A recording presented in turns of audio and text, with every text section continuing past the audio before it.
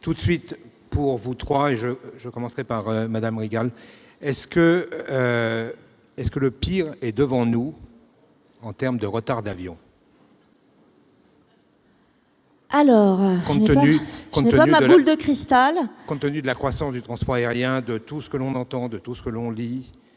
Je vais vous répondre différemment. C'est vrai que si on regarde vers le passé, on a eu une année 2018 pour Air France qui a été compliquée. Il y a eu des causes internes et puis on a eu également le sujet du contrôle aérien avec 1 million de minutes de retard en 2018. Donc effectivement, c'était énorme. Et je ne sais pas ce que sera l'été. Je vais simplement vous dire que pour nos clients, et c'est pour nos clients, à nos clients que nous pensons, il n'est pas possible que ce soit pire. Donc nous, on met tous nos efforts, tous nos investissements pour que l'été 2019 se passe bien. Donc ça ne sera pas pire. Thomas Reinhardt. Oui, même question. Même question. Merci d'abord à la tribune pour m'avoir invité, mais je préfère, si vous me permettez, continuer en anglais. Will it get worse? I'm afraid it's not going to get any better if you look at the numbers. So last year we had more than double the amount of delays compared to 2017. Anne just talked about 1 million minutes. Europe-wide, we're talking about almost 20 million minutes. That's about 40 years of delays. We have growth in Europe of between 3 and 4% of traffic, which is good. The problem is the system in Europe, the ANSP system, the ATM system, has not properly followed the evolution of the growth of traffic. So at best, some say we will see the same amount of delays we have seen last year. So touch wood, I don't see wood very close here, but touch wood, at best the same delays.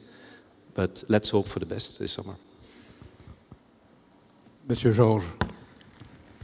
Oui, est-ce que ça peut être pire? La question, c'est d'abord à très court terme, c'est-à-dire pour cet été, ceux qui vont prendre l'avion dans les mois Je ne parlais pas de l'été, je veux dire compte tenu de la croissance du trafic aérien. Ah, mais c'est important déjà cet été.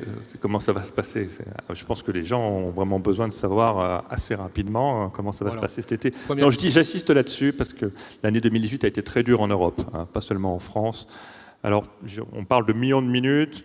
Il y a un autre indicateur qui est un peu techno, qui parle plutôt en minutes par vol. Ça ne veut pas dire grand-chose pour un passager, mais c'est l'indicateur qu'on mesure. On considère que le système en Europe, il marche bien à 30 secondes par vol.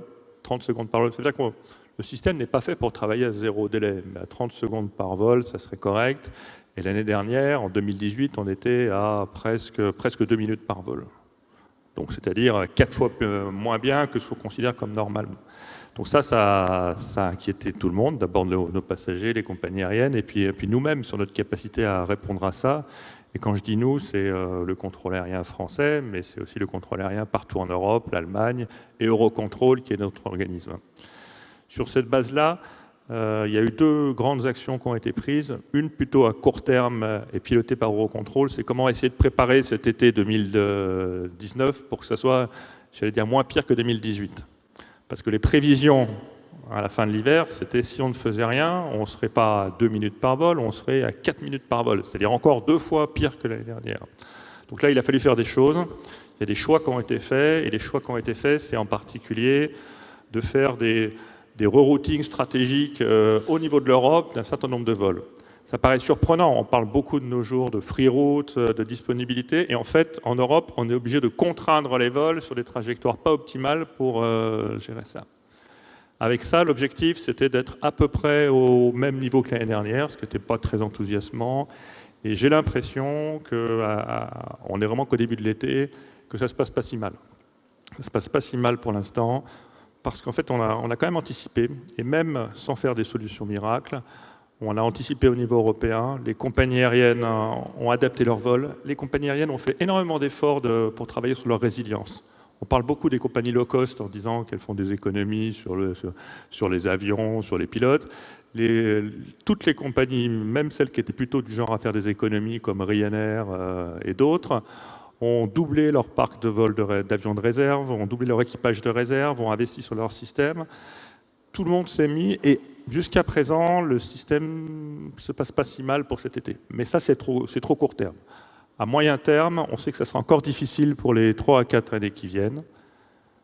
On ne sait pas exactement ce que sera la demande de trafic dans 1 an ou 2, 3 à 4, parce qu'on a effectivement, il y a beaucoup d'incertitudes politiques et on en parle beaucoup aujourd'hui. Est-ce que les gens vont continuer à prendre l'avion ? Ce qu'on voit aujourd'hui, c'est que beaucoup de gens sont très honteux de prendre l'avion, mais ils continuent à le prendre. Est-ce qu'il y aura vraiment un impact à très court terme ? Ça reste à voir. Et en tous les cas, même si la croissance se stabilisait, on a besoin de récupérer de la capacité pour avoir un niveau de service acceptable. Parce qu'actuellement, c'est trop difficile pour les passagers, c'est difficile pour les compagnies aériennes qui n'arrivent pas à bien optimiser leur flotte. Et il faut qu'on arrive à un niveau normal de capacité. Et pour faire ça, il y a 2 choses. Alors, pour ce qui me concerne, c'est le contrôle aérien. Même si le contrôle aérien, il n'y a pas que cet élément-là. La vie d'un aéroport, la vie d'une compagnie aérienne, c'est énormément d'imbrication et malheureusement énormément de sources possibles de retard. Et pour le contrôle aérien, c'est une activité humaine de grandes compétences, des contrôleurs aériens, mais pas seulement des ingénieurs aussi, et beaucoup de technologie. On a actuellement, en France, mais en Europe, une situation de sous-effectif en matière de contrôleurs aériens qui n'est pas acceptable. Alors, il y a eu une décroissance du nombre d'effets contrôleurs en Europe depuis une dizaine d'années. En gros, il manque au moins 10% de contrôleurs en Europe. 10% de contrôleurs en Europe qui manquent, c'est pas assez. Donc tous les contrôleurs, tous les prestataires de contrôle aérien actuellement recrutent, mais il faut le temps pour ça. La technologie, elle est là, elle continue à avancer, elle apportera plein de choses, mais à très court terme, le besoin, c'est quand même recruter des contrôleurs aériens et les former le plus vite possible. Les 10% que vous évoquiez, c'est au niveau européen ou c'est pour la France ? France et Europe. France et Europe. Vous avez un commentaire sur... Well, it's actually very good that, when Maurice and I just met 10 minutes ago, it's the 4th or the 5th time we're on these panels. We know each other very well. We work very closely. So I'm also glad that Maurice also mentioned that the airlines have done a lot to help to mitigate the impact. It's true that most of our members, I know of probably not all members, have really increased the number of staff in the operations center in order to help to deal with these delays. I am much more optimistic today than I was, say, 6 months ago, because we have seen in Europe, I'm not talking about France specifically, but in Europe, but also France, an increasing willingness of ANSPs, some ANSPs, to more collaborate with airlines. What does this mean? To have also the mindset of a customer relationship. What I always found shocking, and you see it a little bit with the airports as well, but with ANSPs, you have to understand most ANSPs are government institutions. So these people work for the government, most of them. And the mindset is totally different than from the airlines. We are a completely liberalized sector within the aviation cycle. We have a different mindset. We have a commercial mindset. And you may like it or not, but air traffic controllers don't necessarily have the same mindset.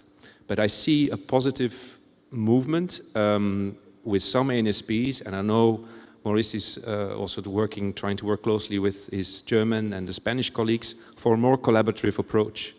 I think we need to move and there's a lot of discussions in Brussels on this for a while, together with Eurocontrol, the network manager. Maurice knows this very well. The move to go from not only do something about the staffing issues, which is a real big problem, because last year's doubling of delays in ATM, 60% of those delays were actually due to staffing issues, lack of staffing. But we also have to do something about the architecture, the structure of the airspace management in Europe. Today, we still have the mindset of doing air traffic control like in the 60s, in a way. We still work with radar. We still look at air traffic not as a continuous flow of traffic cross-border, but from country to country. And so I'm relatively optimistic, because I see also with the European Airspace Architecture Study and the recommendations that the Wise Persons Group report is bringing, is that there is a change of attitude finally, I think after all these years, among some ANSPs. And I think it's important that a country like France, and in CASU, Maurice is playing a very important role, and in this as well, is trying to take the lead and show more best practices to the other colleague ANSPs. I'm also particularly thinking of Germany, the DFS, but also Spain, Italy. We have some problems in the Benelux area as well.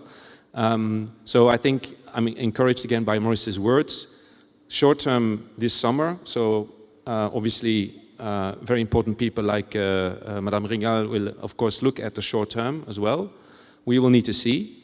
So far at least the number of ATC strikes has been limited, so that helps. The weather is something we do not control, so we have to see. That's an important factor as well. So really the proof is then in the pudding. Is a reshuffling of staff, is this really going to make a difference?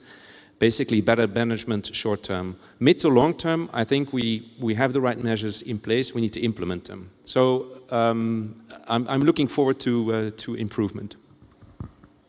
Avant de passer au cas spécifique d'Air France, juste une précision pour Monsieur Georges. La France, c'est 40 à 50% du trafic en route européen. C'est pour avoir une idée La France, c'est 20% du trafic européen. Pardon ? C'est 20% du trafic européen. Et effectivement, l'année dernière, et en grande partie aussi parce qu'on avait eu des mouvements sociaux assez difficiles dans un de nos centres de contrôle aérien du Sud-Est, on était allé à 30% des retards en Europe. Mais là, cette année, on fait toujours 20% du trafic et je pense qu'on doit faire d'ailleurs moins de 20% des retards. On doit être à 15% des retards. Donc, non, la situation est en Europe. Je me rends compte que j'étais un peu rapide tout à l'heure. J'ai dit qu'on avait, en France comme en Europe, on avait diminué de 10% le nombre de contrôleurs en une dizaine d'années. Après, j'ai dû dire qu'il manquait donc 10% de contrôleurs. Donc ça, c'est faux. Il y a eu beaucoup de productivité qui a été faite, et heureusement. Donc je ne pense pas qu'il faille revenir nécessairement au même nombre de contrôleurs qu'on avait il y a 10 ans, parce qu'il y a quand même eu des gains de productivité. D'abord parce que les contrôleurs aériens se sont réorganisés et donc sont plus productifs, parce que les systèmes nouveaux d'aujourd'hui et de demain permettent d'être plus productifs. Mais c'est sûr que je pense qu'on allait un peu loin en termes de réduction d'effectifs et qu'il faut qu'on ait une régulation économique qui soit plus stable et qui soit plus résiliente. Faire des économies sur le contrôle aérien, c'est bien, mais quand on en fait juste un petit peu trop, l'effet de levier est énorme sur l'ensemble du secteur et des fois on le regrette. Madame Rigal, vous avez un outil extraordinaire qui est le hub de Roissy. 50% du trafic en connexion. Mais 50% du trafic en connexion, ça veut dire aussi 50% de possibilités de retard. Parce que vos passagers arrivent, pour les vols long courrier, arrivent de la plupart des pays d'Europe. Donc, c'est pas facile à gérer. Non, alors effectivement, je pense que la ponctualité est d'autant plus importante quand vous avez un business model de hub, puisque le hub, c'est une mécanique de précision, donc toute minute de retard, c'est autant de clients qui courent et qui réussissent ou pas leur correspondance. Puis en général, quand les clients courent, les bagages courent moins. Et donc, on a toute la problématique des bagages derrière. Mais je voudrais quand même revenir à la base, que le client soit en correspondance ou qu'il soit local, puisque vous l'avez dit, on a la moitié de nos clients en correspondance, la moitié locaux. La ponctualité, c'est une énorme part de la satisfaction client. Quand on regarde quels sont les critères de satisfaction client, tout vol confondu d'Air France, 23%, c'est de la ponctualité. Donc nous, on va mesurer la satisfaction client avec le Net Promoter Score. Donc on a deux boussoles. Au-delà de la sécurité des vols qui est une attente implicite, on a deux boussoles à Air France. L'ensemble des collaborateurs d'Air France, ils regardent deux choses. Ils regardent la D0, la ponctualité absolue des vols. Et puis, ils regardent le Net Promoter Score, le NPS, qui est voilà, le standard de l'industrie, et pas seulement aérienne, en termes de satisfaction client. Et ce que nous voyons, c'est qu'un point de ponctualité, donc 1% de vol en plus ou en moins à l'heure, ça génère énormément d'impact sur la satisfaction client, et du coup, on le chiffre en réachat client à un peu moins de 10 millions d'euros. Donc vous imaginez, vous variez de 5% de ponctualité, tout de suite vous prenez près de 50 millions d'euros. Et ça, c'est juste l'impact sur le fait que le client va revenir ou pas chez vous. Vous rajoutez à ça les coûts de compensation directs, parce que quand vous avez des retards, vos clients vont demander des compensations, il y a des correspondances ratées, des bagages ratés. Rien que le retard, c'est 55 millions d'euros de coûts de compensation directs l'an dernier pour Air France. Donc vous voyez, Je dirais qu'on a fait, après cette année 2018 compliquée, on a toujours eu des plans de progrès sur la ponctualité, mais il y a vraiment eu une prise de conscience absolue sur le fait que notre priorité, encore une fois, au-delà de l'attente implicite de la sécurité des vols, c'était vraiment la performance opérationnelle. On s'est beaucoup inspiré de la démarche de Delta Airlines, qui est un modèle dans l'industrie en termes de performance opérationnelle, qui en a fait un motto depuis des années, et que les clients, je dirais, les clients font référence, les clients américains font référence à Delta parce que c'est une compagnie qui est fiable, en qui on peut avoir confiance, qui est à l'heure. On a regardé dans tous nos corps de métier comment on pouvait améliorer cette performance opérationnelle. On a énormément investi, on est parti à la base en reconstruisant notre programme de vol pour qu'il soit plus robuste aux aléas. Donc par exemple, quand on construit nos horaires, on prend des temps de vol aujourd'hui qui permettent de couvrir, dans 80% des cas, les aléas. On va aussi bâtir des rotations avions qui ne sont pas, je dirais, serrées au point que si vous prenez un retard de 5 minutes le matin, la rotation avion le propage le soir. On va avoir ce qu'on appelle des buffers. Donc on détend ça. Évidemment, c'est des investissements, puisque pour détendre les programmes de vol, on injecte des coques. Et un avion, ça a un petit coût. Vous l'avez dit, et je crois qu'effectivement, d'autres compagnies aériennes ont eu une année difficile l'an dernier et se sont beaucoup exprimées. On a entendu Lufthansa sur les coûts de compensation absolument énormes que ça générait et la défiance client que ça générait. On a rajouté des avions de réserve en long courrier, en moyen courrier. Aujourd'hui, à Air France, on a entre 7 et 8 avions de réserve tous les jours qui attendent un aléa pour, je dirais, remplacer ou l'avion qui est coincé parce qu'il y a un retard ou toute autre cause. On travaille sur toutes les directions sont mobilisées. On va travailler sur des parcours clients beaucoup plus fluides, sur nos infrastructures bagages, sur nos programmes de maintenance. Tous nos visites de maintenance, on les découpe en petites visites pour que ce soit beaucoup plus flexible s'il y a un aléa de le replacer.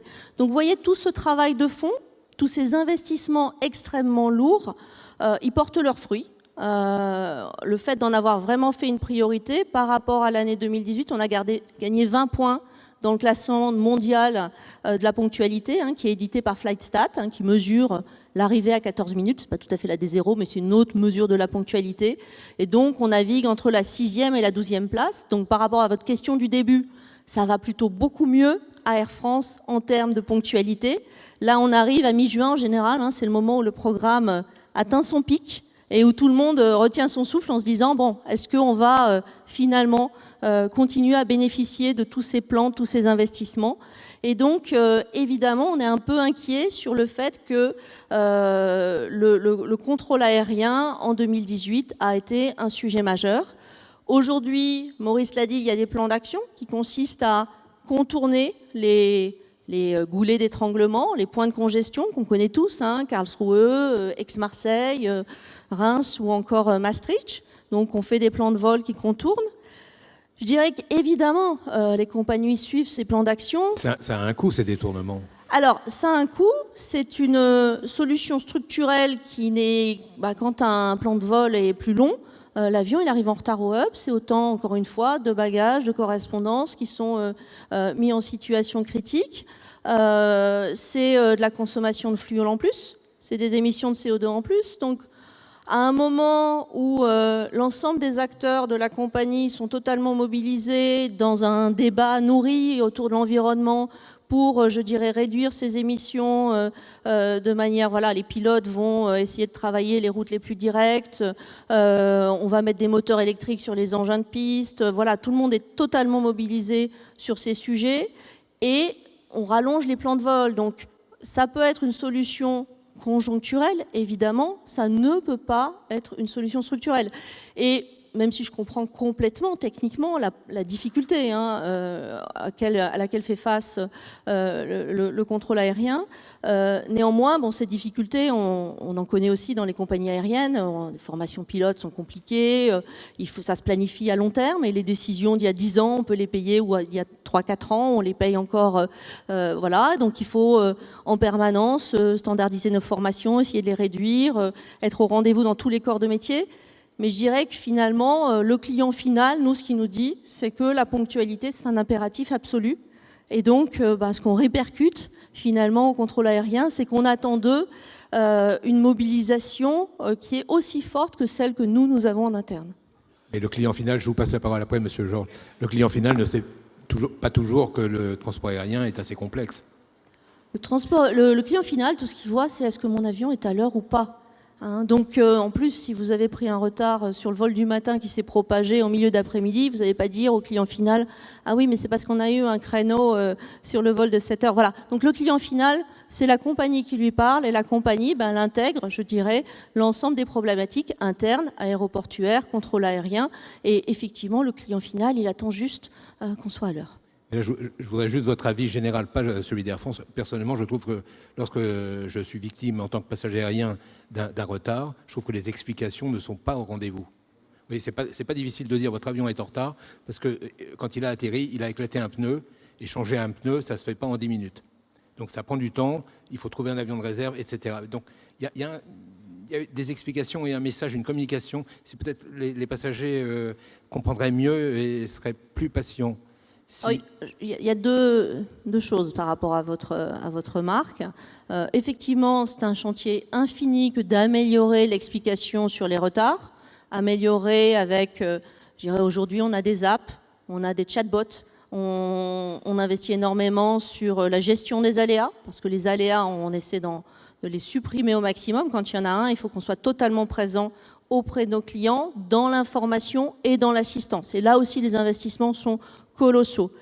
Après, vous avez pris un cas simple, je dirais, voilà, il y a une panne. On dit, en général, quand il y a une panne, on le dit à nos clients, on l'explique.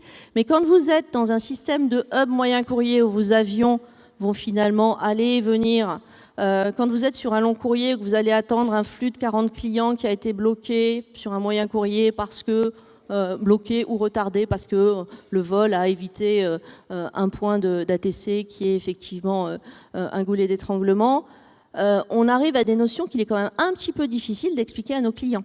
Voyez ? Donc, on est une industrie complexe où tous les retards se propagent, tous les retards peuvent dérégler un hub et il est difficile d'avoir une information, je dirais, claire et compréhensible quand le système se dérègle. Donc ce qu'il faut, c'est que chacun investisse à la hauteur du problème pour qu'on puisse avoir ce type de mécanique de précision qui reste stable.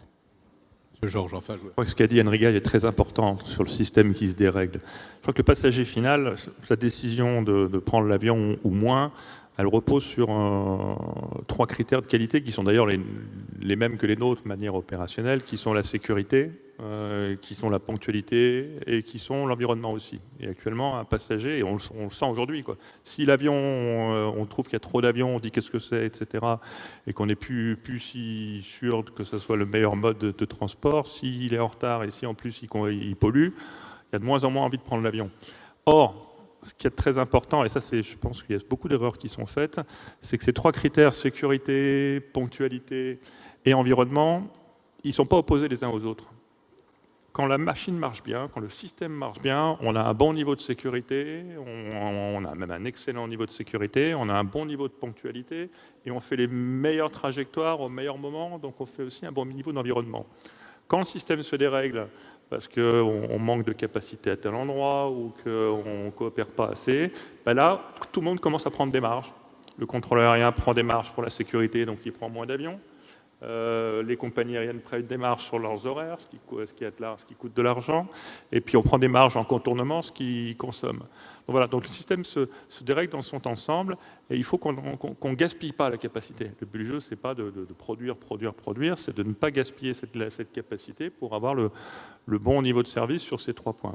Et ça, je trouve qu'on a fait énormément de progrès il y a une dizaine d'années dans les aéroports. Mise en place des systèmes dits collaboratifs de type CDM.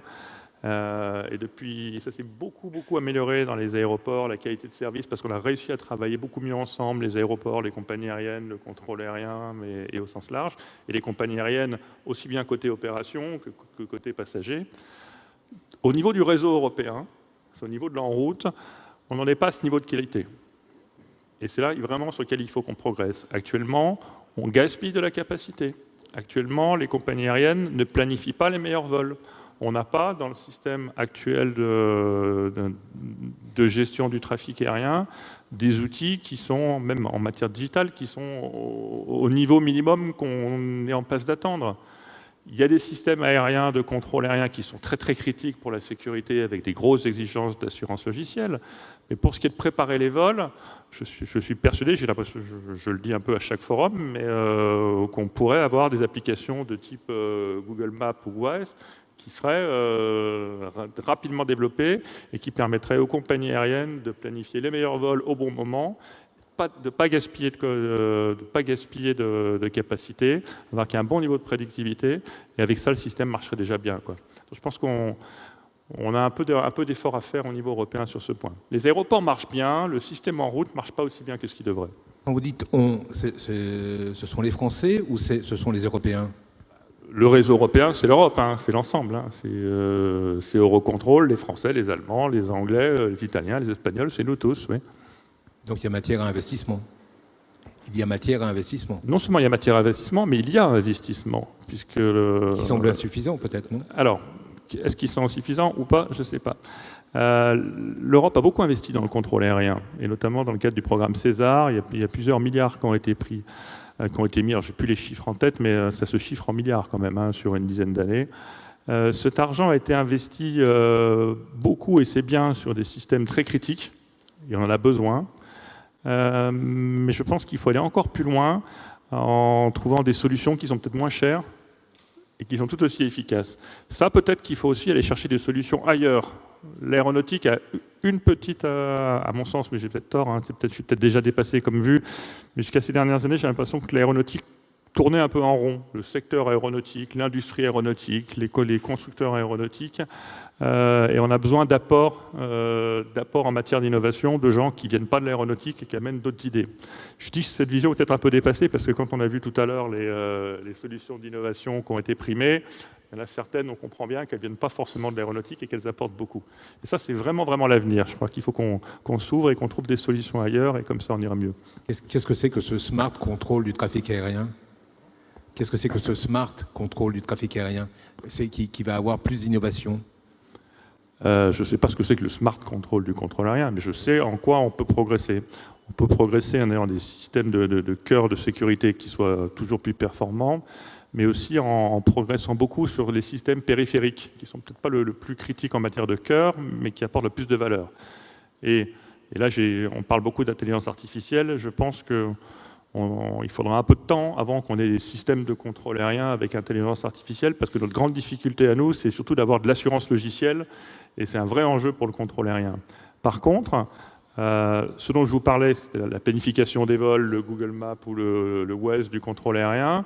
Là, je pense qu'on pourrait mettre de l'intelligence artificielle assez facilement. C'est moins critique pour la sécurité parce que c'est des choses qu'on fait avant de décoller, et on peut apporter de la valeur très rapidement.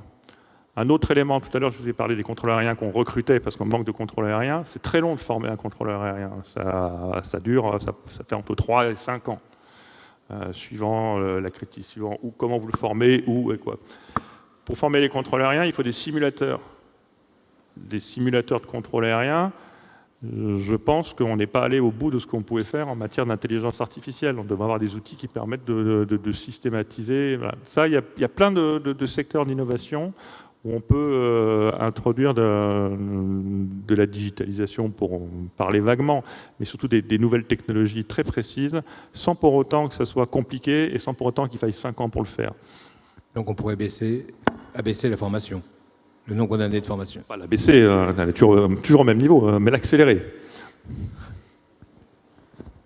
Monsieur Renard, qu'est-ce que vous en pensez?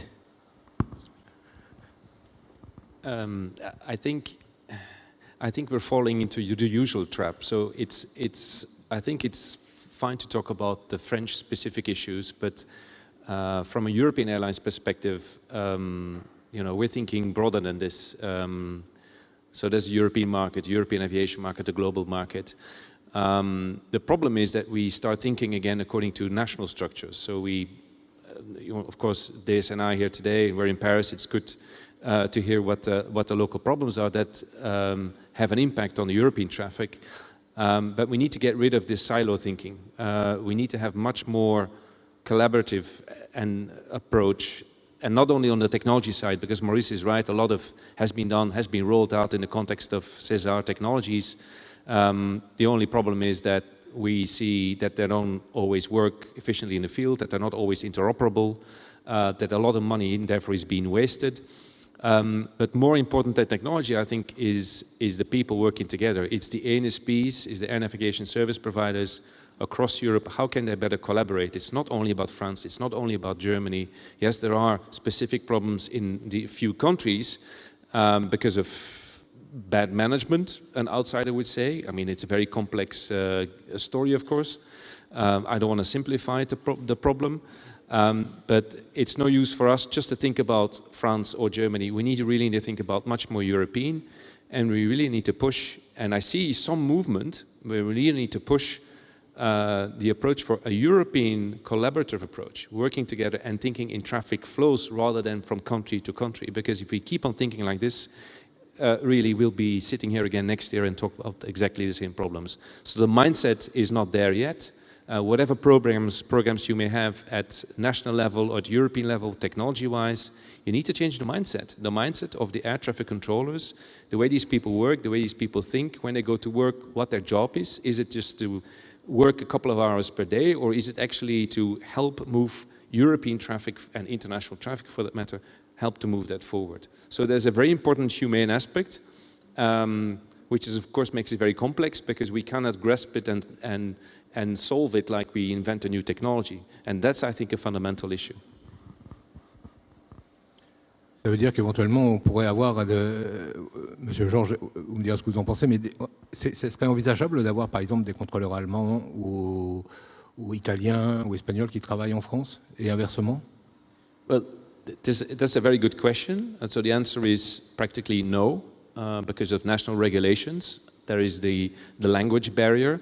But it should be possible with, in parallel, the right technology investment, it should be possible to exchange traffic controllers across Europe. Some countries don't have enough traffic controllers, but in some cases, some of the countries could spare traffic controllers.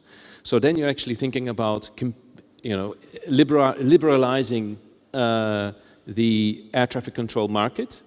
It is a possibility. I've talked to some of the ANSPs that actually say, well, this could actually be a possibility. Again, provided, the people get the proper training.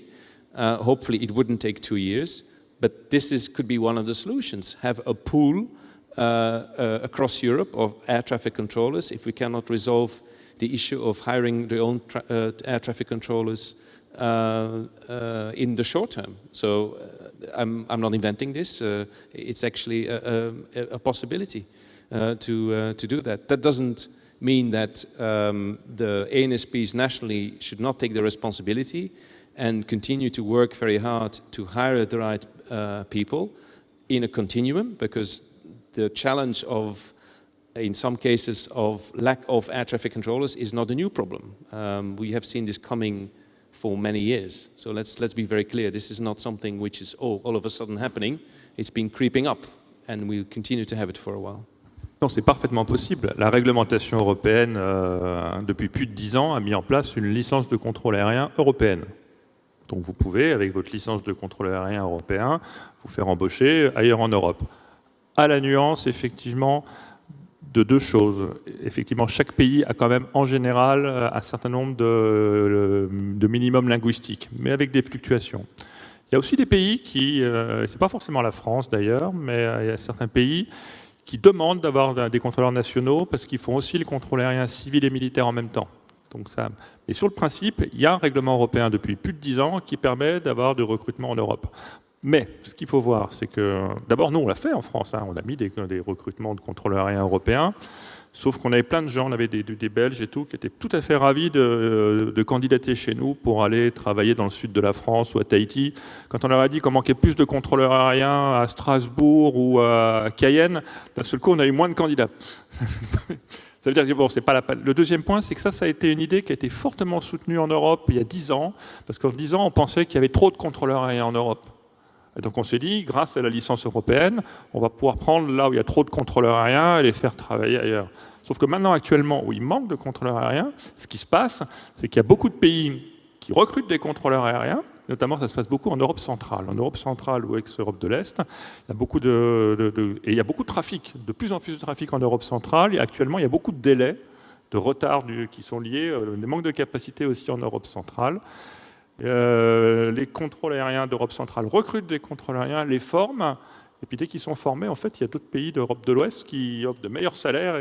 Donc en fait, voilà, s'il y a un déficit de nombre de contrôles aériens en Europe, ce n'est pas le fait d'avoir la possibilité de les recruter qui forcément résout les choses. Donc je pense que c'est un métier d'infrastructure. Il faut qu'elle soit plus réactive, cette infrastructure. C'est une infrastructure technique et humaine. Mais comme tout métier d'infrastructure, les cycles de réactivité ne sont pas les mêmes que dans d'autres points. Et le contrôle aérien, les cycles sont encore à 5-10 ans. C'est peut-être trop long, on peut gagner, on peut passer à 3 à 6 ans. Mais il faut qu'on ait quand même une stabilité parce qu'on attend aussi du contrôle aérien un certain niveau de résilience aux événements, résilience aux fluctuations de trafic, résilience à toutes sortes de choses. Et ça a un coût, mais à mon avis, le surcoût potentiel n'est pas énorme. Je vais dire quelque chose qui fait hurler chaque fois les compagnies aériennes. Il y a encore le coût du contrôle aérien en France, ça valait, pour une unité de contrôle, ça valait 70 € en 2015. Là, actuellement, on est à 59 €. Je suis parfaitement sûr, même si jamais les compagnies aériennes l'avont, que si je leur disais que je peux faire à 63, 64 €, zéro délai, elles seraient assez contentes. Donc voilà, il y a peut-être un petit surcoût de la résilience du système, mais je pense qu'il faut le faire. Ça ne veut pas dire gaspiller, ça veut dire savoir ce qu'on fait, mais ça veut dire ne pas se mettre dans des situations où on se retrouve avec des creux de capacité qu'on met 5 ans à résoudre. On a déjà eu cette situation il y a 20 ans. En 1999, les systèmes de modernisation technique étaient un peu en retard, mais surtout on manquait beaucoup de contrôleurs aériens en Europe. Il y a eu une grande crise, ce qui a d'ailleurs conduit la Commission européenne à lancer une nouvelle initiative qui était le ciel unique européen et qui allait tout résoudre. Le ciel unique européen a résolu beaucoup de choses, mais 20 ans après, on se retrouve un peu avec la même crise. Donc je pense qu'on a refait des erreurs qu'il ne faut plus refaire. Il faut avoir un système qui soit stable et qui soit résilient. Je reviens sur une remarque de Thomas qui disait la situation n'est pas nouvelle. La situation n'est pas nouvelle en Europe. Et pourtant, ce qui me semble bizarre, c'est qu'on se retrouve, disons l'année dernière, on se retrouve avec une situation dramatique. Donc comment vous expliquez pourquoi rien n'a été fait? On a l'impression que rien n'a été fait. Pourtant, en vous écoutant, on a l'impression qu'il y a des choses qui ont été faites. Mais alors, c'est la croissance du trafic aérien qui est en cause. Il faut plafonner le nombre d'avions en Europe.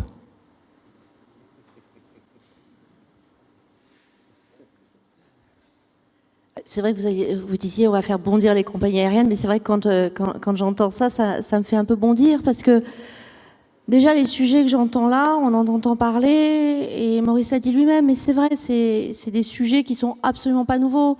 La nécessité de moderniser, les retards de modernisation, le manque de contrôleurs aériens. Bon, je pense qu'on est un certain nombre ici qui sont un peu d'ancienneté dans l'aérien. Bon, on a l'impression d'avoir entendu ça depuis tout petit.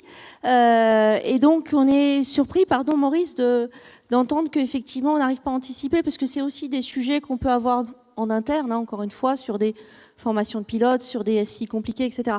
Après, je pense qu'effectivement, il faut peut-être avoir donné le coup de rein, hein, l'énergie pour soit aller chercher des systèmes un peu différents, soit raisonner différemment. Vous avez pris l'exemple du CDM. C'est vrai que quand on a vécu les débuts du CDM, où on a un peu aboli des silos, en tout cas mis ensemble l'aéroport, les compagnies et la DGAC sur l'optimisation des roulages, etc. On a vu une amélioration assez significative quand tout le monde s'est retroussé les manches chez CMI. Aujourd'hui, alors, je ne vais pas revenir sur le ciel unique, qui est évidemment une vieille idée, mais aujourd'hui, on organise le trafic aérien autour de frontières physiques terrestres. C'est vrai que ça paraît quand même une idée un peu démodée. Alors, il y a des choses qui sont faites, mais on ne dépasse pas finalement des façons de fonctionner qui sont un peu classiques. Et vu du point de vue, encore une fois, du client intermédiaire qui est la compagnie et du client final, on se dit que probablement, on ne prend pas les sujets alors peut-être collectivement, mais on ne prend pas les sujets avec l'énergie et le niveau soit d'attention, soit de disruption, soit d'investissement, au choix, nécessaire par rapport à la problématique et par rapport à son poids dans la problématique globale des compagnies et comparer à ce que peuvent faire par ailleurs les compagnies pour répondre à ces problématiques de performance opérationnelle. Très bien, je vous remercie. Est-ce qu'on a le temps pour une ou deux questions dans la salle? Non? Il y a juste une question. Mademoiselle.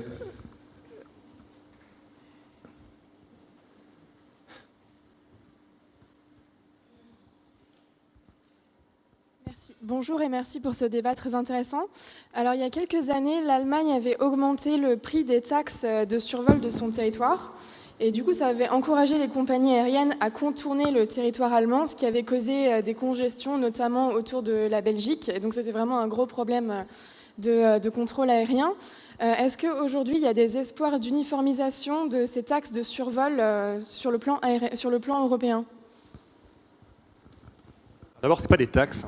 C'est des redevances. Ça peut paraître subtil, mais ça veut dire que ce n'est pas fixé comme un impôt par le Parlement. C'est un tarif qui est calculé en fonction du coût et du trafic. On divise le coût par le trafic, ça fait un prix. Donc c'est plus un prix, c'est un peu un prix de revient avec une marge, c'est un prix.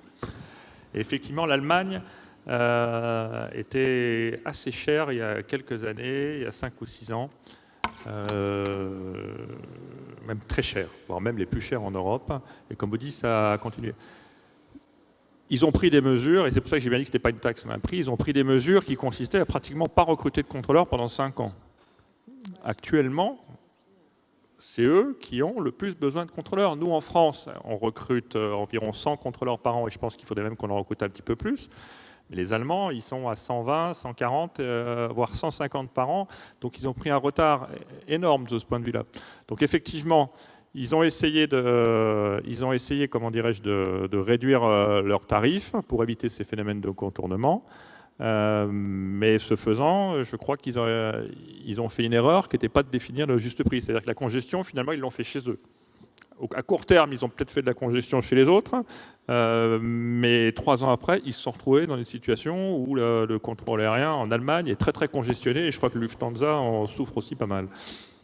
Et juste en complément, aujourd'hui, une compagnie, en tout cas, vue d'Air France, faire un contournement pour éviter une taxe, ça n'a aucun sens. Encore une fois, on a aujourd'hui tout le monde qui est motivé pour aller chercher les routes les plus directes, aller économiser la goutte de fuel, tout le monde regarde les émissions par rapport à la problématique d'avoir une empreinte environnementale la plus faible possible. Et donc aller calculer ce que générerait en termes de taxes aéronautiques tel parcours ou tel parcours, ça fait vraiment pas partie de la psychologie ni actuelle ni d'ailleurs un petit peu avant. Voilà, ça ne rentre pas dans le logiciel. Très bien, je vous remercie tous les trois pour ce débat effectivement passionnant. Merci beaucoup.